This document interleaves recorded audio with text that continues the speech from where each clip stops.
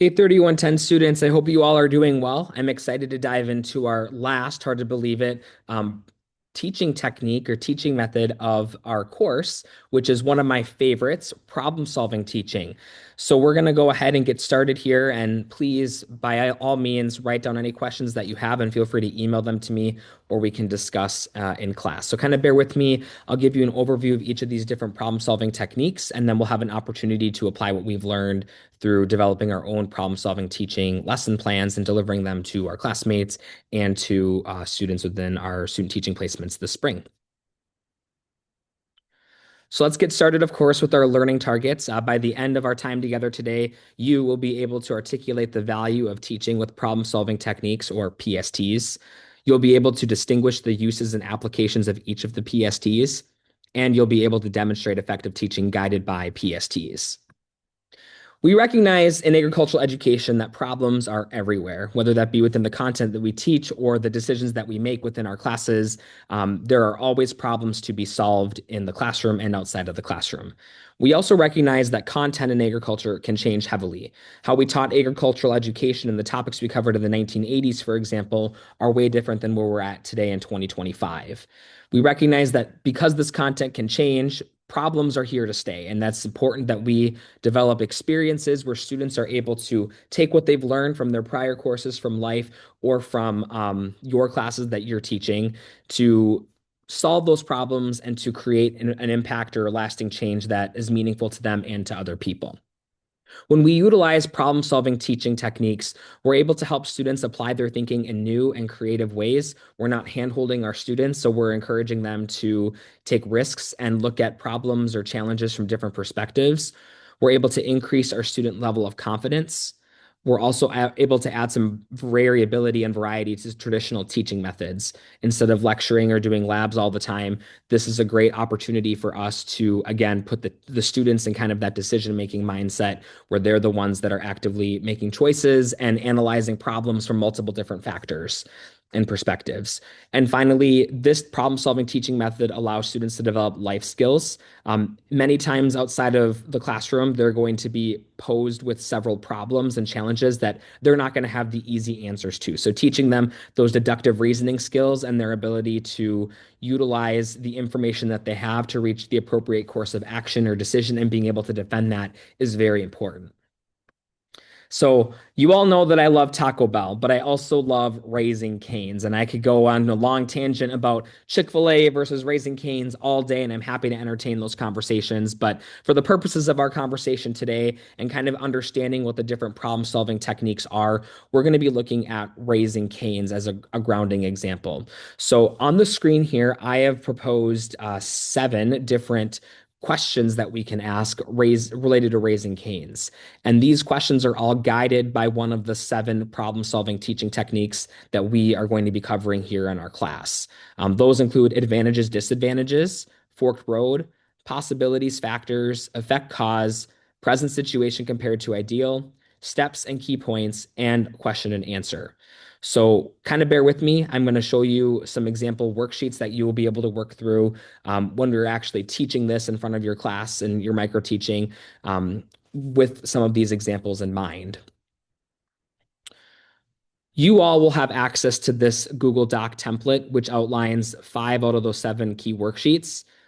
We're only going to be using for the purposes of our micro teaching here today, advantages, disadvantages through present situation compared to ideal. While steps and key points are great problem solving techniques, I'd like us to focus on those first 5 for our class activity and for our micro teaching simulation, because those kind of demand a little bit more higher order thinking from you all as students. So again, we're going to focus on those first 5, but just know that steps and key points and question and answer are examples for you. So getting started with advantages, disadvantages. This problem solving technique challenges students to simply make a decision, yes or no. So making a decision about one specific option. This is very key to think about because as we go through these other problem solving techniques, you'll find that there are usually going to be multiple options or other things to consider. So in some ways, advantages, disadvantages is probably one of the more easier problem solving techniques and will be more appropriate for an 8th grade or 9th grade level course. So thinking about problem solving teaching here and the idea of Raising Cane's, the question I'd like to pose to you all is, should I go to Raising Cane's? That is an advantages disadvantage question because it can be answered using a yes or no response. So, in your teaching activity, in your micro teaching, y'all are going to be assigned a content area and a problem solving technique. And your task is going to be to kind of utilize the problem solving technique that you've been given to answer a question related to that content area. So what you'll do is you'll give some background and some context to your students, and then you'll supply them with literally this exact same worksheet that I'm providing you to make the decision. So here in this case, yes or no. So for example, again, our guiding question here is, should I go to Raising Cane's? Now, I would say yes, but let's kind of go through here and make some decisions. So some advantages of going to Raising Cane's might be quick meal. And I also like chicken. So these are all advantages that I can think of, and I would go on and think of all these different advantages of going to Raising Cane's. However, some disadvantages might be the cost, or maybe I have to travel there. So again, you see, we'd be able to generate as many advantages and disadvantages as we can to ultimately reach a decision of yes, I should, or no, I should not go to Raising Cane's. Our second problem solving teaching method is the forked road. This is different from advantages, disadvantages, because now we're forced to make a decision between two potential options. So for here, I like us to play around with the example of Raising Cane's box combos. And for those of you who don't know what Raising Cane's is, it's this very delicious fried chicken establishment where they serve chicken fingers, they serve coleslaw, fries, toast. They have really good honey mustard sauce. It's kind of on their hidden menu, so definitely have to check that out next time you're there. But then they also have their original super secret Raising Cane sauce. Now, I don't know about you, but I'm not the biggest coleslaw fan, especially from Raising Cane's. So whenever I get my box combo, because it comes with coleslaw, I want to swap it out for something else. Here, I have the decision between choosing extra fries or extra toast. So when I am just determining if I want to have extra fries or extra toast, maybe something I would consider is the value for money. So I recognize that as somebody who's a little bit of a cheapskate, that fries may cost a little bit more. So maybe it's $1.39 and an extra toast is $1.09. And if I'm able to get either one of these options for quote unquote free when I'm swapping out my coleslaw, maybe I'd be more drawn to having extra fries because it's like I'm getting an extra 30 cents worth there. Or maybe something that we're worried about is calories. And I'm just going to make these numbers up, folks, because I have no idea. Maybe an extra serving of fries is 453 calories, and an extra toast is only 250 calories. So, as you can see here, these are all factors that I can consider in making a decision between fries or toast. And ultimately, I would fill this entire sheet out and then weigh my options to determine if I want the fries or the toast. Now, if you've ever driven before, you know that a forked road is essentially we're driving and we have to make the decision to go left or right or west or east or north or south or whatever direction it may be branching off into. Here, you're making the decision between two options to figure out the right course of action, whether you should go left or right, if you will, on that forked road analogy. I will also note too, as the teacher, if you have younger students, it might be wise to give them the factors to consider in making a decision. But for older students, sometimes it's better to not give them the factors and have them come up with those on their own. But I've done it both ways. It works great. If you want it to be a little bit of a faster activity, maybe you give them those factors to consider. But if you want them to really do their research and really think about what are those factors in determining X or Y, don't give them the factors and have them do their own independent research. Our third is my personal favorite, the possibilities factors. So again, here it's very similar to the forked road, except now we have four options or four possibilities, and we could have more than four if we wanted to as well. You could even do three.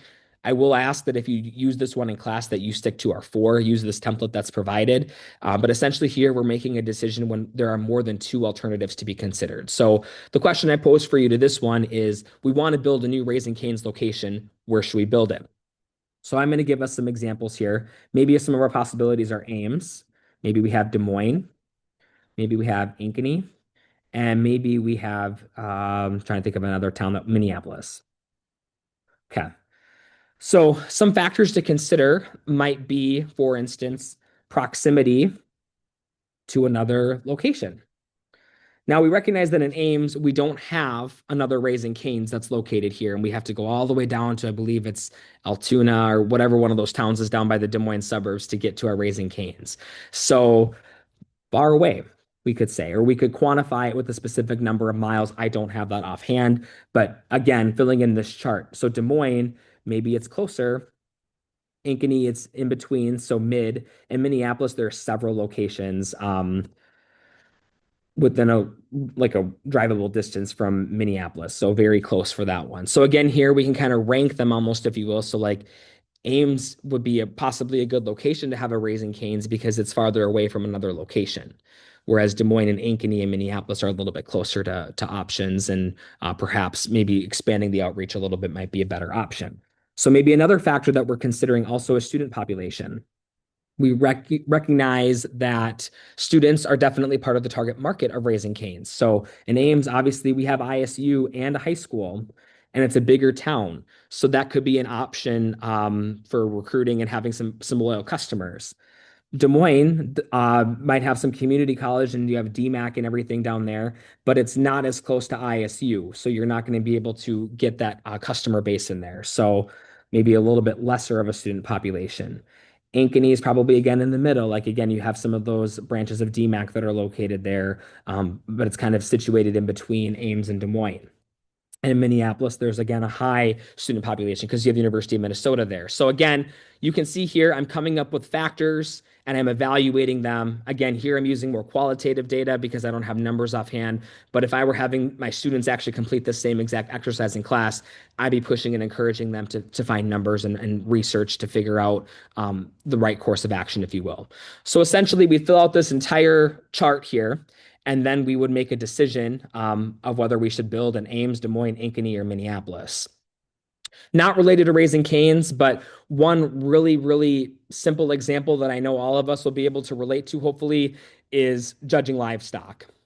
So we think about a class of dairy animals, for example, if we have four Holstein cattle, we could have our four cows up here, one, two, three, four, and we could have factors that we consider when evaluating those dairy cattle. So maybe dairy strength, or we have our frame, we have the udder. So those different factors that we have on our dairy judging scorecard, we can have here and we can evaluate them using possibilities factor analysis. So that's another very classic example that we can see within possibilities factors. Again, this one is my personal favorite, and it's one that I used a lot in my classroom.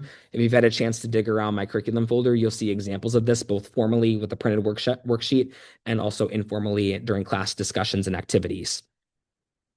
Our fourth is effect cause. So again, we're looking at simply working backwards. Like we understand what happened, so we're determining the cause of that effect.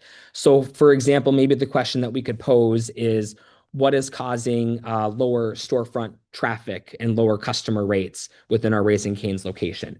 So here we're going to hypothesize some possible causes. So maybe location, or maybe operating hours, maybe unfriendly staff.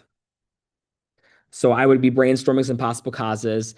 Here we would write down some characteristics, some information that can connect to that cause. So for example, maybe we recognize that we are 50 miles away from the next largest town. Maybe we recognize that it's by a bunch of lights and it's hard and not accessible for people to get in. And maybe there is limited parking. So I'm writing down information that supports the possible cause. And I would go through this and I would fill out all of the causes and the information and characteristics up front. And then at the end, working with my teammates or by myself, I would then accept or reject. So let's say here we go through this and we figure out, oh yeah, like there's definitely the most characteristics leading up to that potential cause. We're going to accept this one. And we can accept multiple causes as well. But here we're thinking of what are some of the possible causes that reach this undesirable effect of having low storefront traffic. Finally, we have the present situation compared to our ideal. So this is what we use to determine if or what changes should be made, kind of like a consultation tactic here. So the scenario I have here is, what changes, if any, should managers make to attract more customers? So maybe perhaps one of the factors of why we're not having a lot of customers is the cost and the finances. Maybe our box combos are just hitting the hard times with inflation and we need to look at our pricing structure. Maybe another issue, we just talked about this as well, as location. Maybe we have a issue with where we're located or the ease of convenience for the customers. Maybe we also are having experience limitations because we have lack of an app. A lot of the competitors might have very strong web-based applications or mobile-based applications that encourage customers to visit or earn points. And Raising Cane's doesn't have any reward program like that. So, for example, here for costs and finances, we would then indicate some present conditions which contribute to this factor. So maybe, for example, it costs $13.53 for a box combo. Don't ask me how I know that. I may have had Raising Cane's for lunch yesterday on my way back to Iowa, but that's the cost of a box combo. Maybe ideally we want to lower that price, right? Maybe we want it to get down to $12, or maybe we want to do like increase purchases or combos made. Maybe for our recommendation, then we would then recommend having coupons or BOGO, buy one, get one free, to have more purchases that are being made. Because if Raising Cane's is making one box combo for a customer, they might as well at the same point be making two because they're going through the same effort of making one box combo at that same time. So again, here we would fill this entire thing out with our factors, again, where we're at presently, our ideal situation, and what we would recommend in that space to reach that ideal situation. Then again, we would compile all of these recommendations and then present what we should do to move forward. I just gave you a lot of information about those 5 problem-solving techniques. A couple other ones that we can look at are steps and key points and Q&A. Steps and key points is essentially what procedures should be followed to make a specific box combo. That could be our example here, but basically steps and key points is any specific procedure that we can do in agriculture and what steps we would follow to reach that desired outcome. And finally, we have question and answer, which essentially we pose a question to the student. So for instance, what are the features of owning a Raising Cane's franchise? And they would then brainstorm answers, such as maybe having a large restroom or the chewable ice or sweet and unsweet house-made tea. So again, simple example of Raising Cane's to kind of ground us and understand what this looks like in practice. We are now going to have the opportunity to take what we've done here about these different 7 problem-solving teaching methods and select one and apply it to a specific content area to guide students through problem solving within the classroom. On the screen here, we recognize this is our last microteaching experience in 3110. We're going to follow a very similar procedure that we did for our other microteachings, except that you will actually be presenting this one at your student teaching placements or at another school that you're able to access for the remainder of the semester. Essentially, we're going to determine our content area and determine our assigned PST area. I will be assigning you a PST area. You will get to select your content area working with your cooperating teacher because, again, you will be presenting this in one of the classes that they're teaching. You will then develop a lesson plan. I only am going to ask for 25 minutes of a recording, but you should plan an entire lesson plan like we've done in the past. We must demonstrate a classroom or lab procedure through our microteaching experience and also include some type of visual aid. You will then deliver this to a middle school or high school classroom of your choice, preferably your student teaching placement if you have one, and then you will have choice reflection of written video or conference. More to come on that a little bit later. Now, you're probably wondering what we're doing now that we've watched this video and how we're going to apply our learning within this specific context. I do have a worksheet for us to kind of brainstorm or help think of some possible ideas because the problem-solving teaching method can be used in a variety of different applications. This worksheet right here is provided to you on Canvas.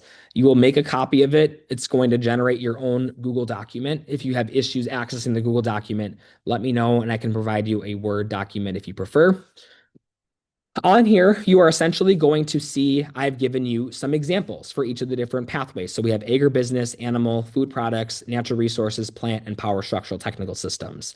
You will fill in a minimum of 4 boxes within each row to illustrate some possible ways that we could use that specific technique within our classroom. So for example, for agribusiness, you could use advantages, disadvantages of answering the question, should social media be used to promote our business? Or for Forked Road, for food products, should organic or conventional food be purchased? So again, you're going to brainstorm at least 4 within each row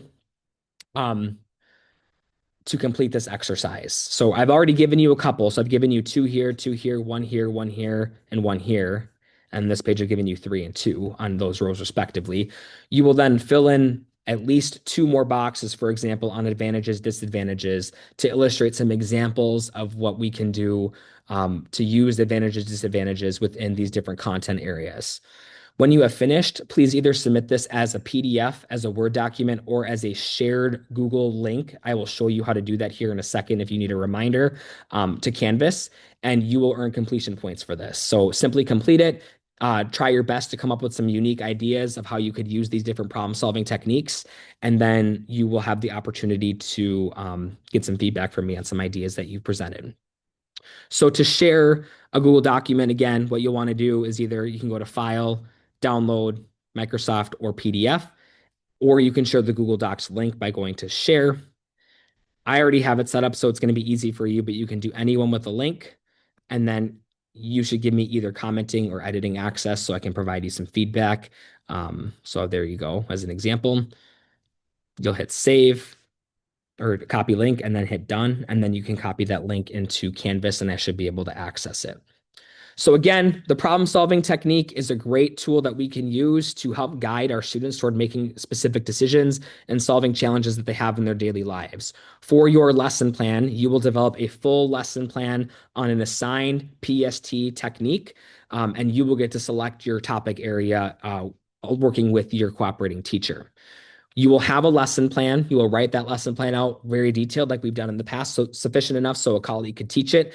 And you will use these worksheet templates that I provided you to provide your students with an opportunity to kind of brainstorm and think about how they would approach solving those problems. If you have any questions whatsoever on this, please don't hesitate to reach out. We'll talk about this a little bit more in class, and I'm always happy to chat one-on-one with anyone who may need it. Thank you so much, and we will see you all in class soon. Take care.